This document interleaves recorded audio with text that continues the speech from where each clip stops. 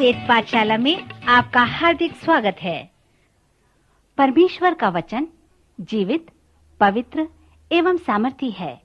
आशा है कि आज के वचन से आपको आत्मिक लाभ होगा। तो लीजिए प्रस्तुत है ये संदेश। नमस्कार श्रोता मित्र, आज के इस अध्ययन का जो शीर्षक है वो है राजा और नबी। यदि आप उपदेश संबंधित कोई अध्ययन माला प्राप्त करना चाहते हैं तो कृपया कार्यक्रम को अवश्य सुनें। कार्यक्रम के अंत में हम इसके विषय में आपको जानकारी देंगे। पहला व दूसरा शमूएल, पहला व दूसरा राजा और पहला व दूसरा इतिहास राजकीय साहित्य ऐतिहासिक पुस्तकों के नाम से जाने जाते हैं। जब ये पुस्तक लिखे गए तब तीनों युगल पुस्तकें एक एक पुस्तक के नाम से जाने जाते थे। इसलिए पहला व दूसरा राजाओं की पुस्तकें राजाओं के नाम से पुकारे जाते थे। उसमें इस्राएल व यहूदा के राजाओं के विषय में बताए गए हैं।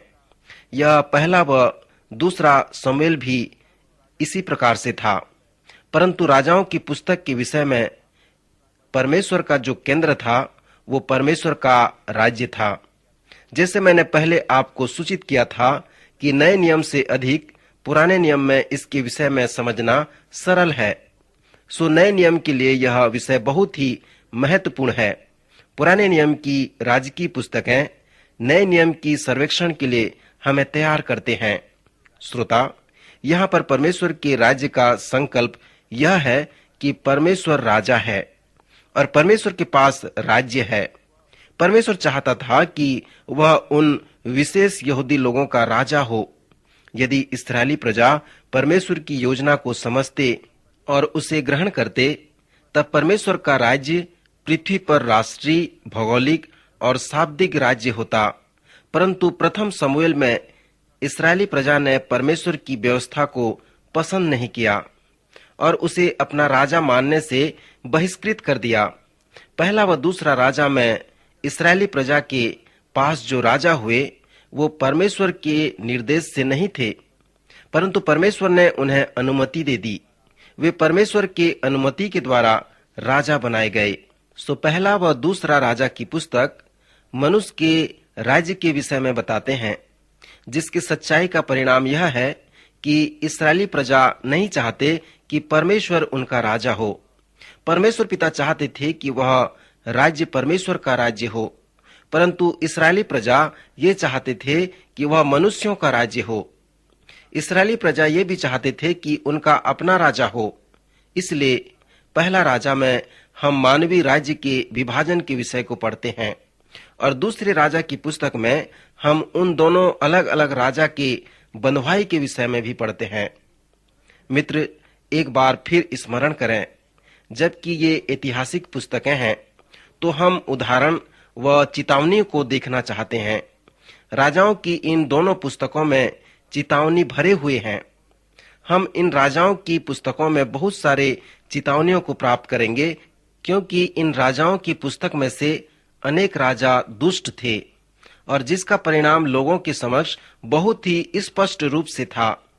और यदि आप उन दुष्ट राजाओं के परिणाम के विषय में पढ़ेंगे तो एक बात को स्मरण रखें कि परमेश्वर उन परिणाम का उत्तरदायी नहीं था, वे लोग ही उत्तरदायी थे, क्योंकि उन लोगों ने ही उन राजाओं को पसंद किया था और उन्हें अपने लिए राजा बनाया था। और जो राजा बने वे भी स्वयं अपनी दुष्टता के उत्तरदायी थे। राजाओं की इन दोनों पुस्तकों का अभिप्राय व महत्व यह था कि उन्होंने राज्य को विभाजन कर दिया और वे बंधुआई में चले गए। आप पहला व दूसरा राजा को यहूदी राज्य का उठना व गिरना कह सकते हैं। जब आप दूसरा राजा में आएंगे तो आप कुछ गंभीर पदों को प्राप्त करेंगे। इसका 17वां अध्याय 22 पद अश्शूर के उत्तरी राज्य की बंधुआई के विषय में वर्णन करता है। अश्शूरों ने इस्राएलियों को जीत लिया और वहीं पर उनके 10 कुल के लोग उत्तरी इस्राएल के मुख्यालय में थे और उन्होंने वहां से निकालकर अश्शूर में पहुंचा लिए गए। फिर इसके पश्चात पवित्र शास्त्र में हम उन 10 कुलों के विषय में नहीं सुनते जिन्होंने उत्तरी राज्य को बनाया था। वे इस्राएल के खोए हुए कुलों में से थे। दूसरा राजा का 17वां अध्याय अश्शूर की बंधुआई के द्वारा उत्तरी राज्य के समापन का वर्णन करता है। फिर दूसरा राजा के 25वें अध्याय में हम नबूकदनेस्सर और बाबुल के निवासियों द्वारा दक्षिणी राज्य के बंधुआई के विषय में पढ़ते हैं। और जब यरूशलेम का विनाश हुआ तब जिनकी हत्या नहीं हुई थी उन्हें बाबुल में लाया गया। फिर 70 वर्ष के बाद फारस ने बाबुल को जीत लिया। कुस्रू महान जो फारस का सम्राट था उसने परमेश्वर की ओर मन फेरा और जो यहूदी लोग फारस की बंधुआई में पड़े थे उसने उन्हें अनुमति दे दी कि वे इस्राएल में जाएं और अपने अपने भवन, अपने अपने शहर व अपने देश को पुनर्निर्माण करें। फिर हम यात्रा के ऐतिहासिक पुस्तकों का सर्वेक्षण करेंगे। इजरा, नहम्याह और एस्तर की पुस्तकें हमें इस्राएल प्रजा के कुछ लोगों की वापसी के विषय में बताएंगे जो बाबुल के बंधुआई में थे। एस्तर की पुस्तक हमें ये बताती है कि जब इस्राएलियों के मध्य मादिया और फारस में कुछ ऐसी बात हुआ तब उन्होंने इस्राएल वापस नहीं लौटने का चुनाव किया। जब हम एस्तर की पुस्तक का सर्वेक्षण समाप्त करेंगे तब हमारे पास पुराने नियम की ऐतिहासिक पुस्तकों के अध्ययन का एक निष्कर्ष होगा। वे सभी भविष्यवक्ता जिन्होंने पुराने नियम के भविष्यवाणी की पुस्तकों को लिखा है वे ऐतिहासिक संदर्भ में कहीं न कहीं ठीक बैठते हैं। जब हम पुराने नियम के काव्यात्मक पुस्तकों का सर्वेक्षण समाप्त करेंगे तब हम उन भविष्यवक्ताओं के विषय में जानेंगे और उनसे मिलने पाएंगे। यह एक चुनौती है कि कालक्रम के अनुसार ऐतिहासिक संदर्भ में भविष्यवक्ता उपयुक्त स्थान पर हों जिसका वर्णन ऐतिहासिक पुस्तक में पाया जाता है। ऐतिहासिक महत्व के संदर्भ में राजाओं की पुस्तक इसके सुंदर उदाहरण व चेतावनियों को हमें बताते हैं। जब हम इन दोनों राज्यों के विषय में अध्ययन करेंगे तब हम उन महान लोगों से मिलेंगे जिन्हें भविष्यवक्ता कहते हैं। मेरे मित्र, आइए थोड़ी देर भविष्यवक्ता के विषय में देखें कि भविष्यवक्ता कौन थे। भविष्यवक्ता शब्द का अर्थ है परमेश्वर की ओर से बोलना या आने वाले समय में होने वाली घटनाओं को बताना। मूसा वह व्यक्ति था जो परमेश्वर से वचन प्राप्त किया करता था, परंतु यहोशू उसी वचन को प्रचार करता था जिसे पहले से मूसा को दिया जा चुका था। सो यहोशू के प्रारंभिक समय में हम देखते हैं कि भविष्यवक्ता परमेश्वर के लिखे हुए वचन का प्रचार किया करते थे। साथ ही साथ भविष्यवक्ता लोग परमेश्वर से प्रकाशन प्राप्त किया करते थे। वे प्रचारक थे, इसलिए उन्हें पहले से परमेश्वर का वचन मिल जाता था। आने वाले समय में होने वाली सभी बातों की वे भविष्यवाणी किया करते थे। सो भविष्यवक्ताओं के जो प्राथमिक कार्य थे वो परमेश्वर की वचन का प्रचार करना था। वे परमेश्वर के वचन को लेकर उसके समक्ष खड़ा होते थे और परमेश्वर के लोगों के समक्ष उससे प्रकाशमान होते थे। याजक गण शिक्षक होते थे। वे लोगों के प्रश्नों का उत्तर परमेश्वर के वचन से देते थे और उन्हें पवित्र शास्त्र से सिखाया करते थे। भविष्यवक्ता लोग अन्य लोगों को प्रोत्साहित किया करते थे कि वे परमेश्वर के वचन के अनुसार जीवन बिताएं और कार्य करें। और जब लोगों के जीवन जीने की शैली में सुधार या चुनौती की आवश्यकता होती थी तब भविष्यवक्ता परमेश्वर की ओर से बोलते थे। जब परमेश्वर की प्रजा परमेश्वर की आज्ञा नहीं मानती थी तब भविष्यवक्ता प्रायः परमेश्वर का वचन लोगों को सुनाया करते थे। आप कुछ नबियों के विषय में जानते होंगे। पहला राजा में जो प्राथमिक उदाहरण है वह एलिया और दूसरा राजा में प्राथमिक उदाहरण एलीशा है। जब एलिया की सेवकाई समाप्त हुई तब उसने एलीशा का चुनाव किया। एलीशा एक महान भविष्यवक्ता निकला। जब हम राजाओं की पुस्तक का सर्वेक्षण करेंगे तब हम इन दोनों बड़े भविष्यवक्ताओं के विषय में देखने पाएंगे। कृपया सभी नबियों के विषय में जानने का प्रयत्न करें। पहला राजा 22वें अध्याय में हम मिकाया नामक एक नबी से मिलते हैं जो मुझे बहुत अच्छा लगता है। उत्तरी राज्य के जो राजा थे वे प्रायः सभी दुष्ट और विद्रोही राजा थे, परंतु दक्षिणी राज्य के राजा अच्छे थे।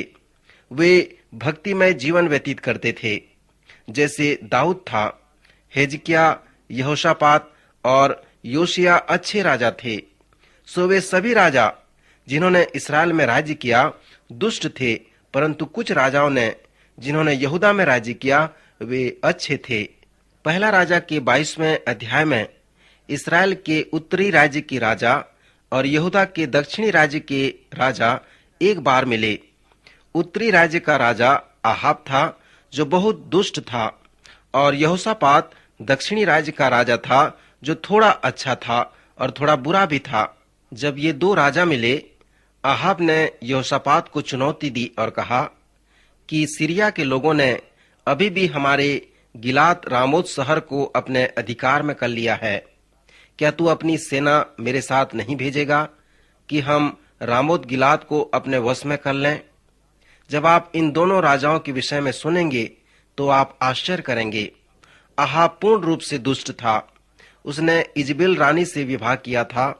इस प्रकार आहाब और इजबेल के 440 दुष्ट नबी थे जो गैर यहूदी थे, और बाल के नबी थे, और अन्य 400 और थे जो अन्य देवताओं को मानते थे।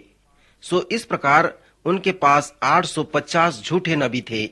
जब आहाब ने अपनी चुनौती यहोशापात के समक्ष रखी, तब यहोशापात ने कहा, क्या तूने अपने नबियों को जांचा कि वे कैसे हैं?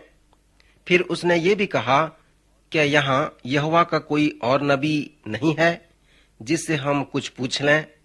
वहाँ मिकाया नाम एक पुरुष है जिसके द्वारा हम यहोवा से पूछ सकते हैं, परंतु मैं उससे घृणा करता हूँ, क्योंकि वह मेरे विषय कल्याण की नहीं परंतु हानि की भविष्यवाणी करता है। जब मिकाया बुलाया गया, तब उसने मिकाया से कहा, 850 प्रचारकों ने कहा है कि रास्ता बिल्कुल साफ है, सो सीरिया के लोगों से युद्ध करो, तब हम विजयी होंगे। सो मिकाया, क्या तू आहाब भविष्यवक्ता के इस बात से सहमत है? तब मिकाया ने कहा, मैं वही करूंगा जो परमेश्वर मुझे बताएगा। सो मित्रवर, अब मुझे खेद है आगे बताने के लिए, क्योंकि समय समाप्त हो रहा है। इस समय आइए हम आपके लिए प्रार्थना करें। हमारे अनुग्रहकारी प्यारे प्रभु, हम आज के सुंदर समय के लिए आपका धन्यवाद करते हैं। हम धन्यवाद देते हैं प्रभु जी, आपके जीवित वचन को हम सुन सकते हैं, जान सकते हैं। हम प्रार्थना करते हैं हमारे श्रोताओं के लिए। यदि कोई दुखी है, यदि कोई बीमार है, यदि कोई पाप के उलझन में पड़े हैं, प्रभु आप उन्हें छुएं, उन्हें चंगाई प्रदान करें, उनकी सहायता करें। प्रार्थना सुनने के लिए आपका धन्यवाद करते हैं। प्रभु यीशु मसीह के नाम से मांगते हैं, आमीन। अभी आप सुन रहे थे कार्यक्रम वेद पाठशाला। श्रोता, हमें विश्वास है कि इस कार्यक्रम के द्वारा आपको आशीष मिली है। यदि इस कार्यक्रम के विषय में अधिक जानकारी प्राप्त करना चाहते हैं या बाइबल अध्ययन से संबंधित कोई प्रश्न हमसे पूछना चाहते हैं, तो आप हमें इस पते पर लिखें।